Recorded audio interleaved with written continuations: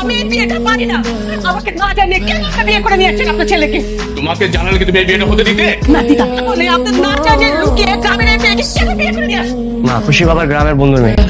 তাছাড়া বাবা তার বন্ধুকে কথা দিয়েছিল। কথা তো আমি আমার বোনকে দিয়েছিলাম। এই যে জুই 3 বছরের পর এখানে পড়ে আছে, পড়ে আছে। কেন মা? শুধু তোর জন্য তাকে বিয়ে করবি এই আশায় এখানে পড়ে আছে। আর তাছাড়া ও যে মনে মনে মন কলা খেয়ে বসে আছে সেটা তো আমার কিছু করার নাই। বার বোঝানোর চেষ্টা করতে ইশারা ইঙ্গিতে তুমি কিচ্ছু বুঝছো, তুমি তো আমাকে পাত্তাই দাও নাই। এখন তো কিছু করার নেই, তাই না? ওরা এই মেয়েটাকে ডিভোর্স দিবে, তারপর জাস্ট জুইকে বিয়ে কর। ওর আগে পিছে কোনো কথা নেই। তুমি ভুলে যেও না যে আমি নাবিলের বাবা।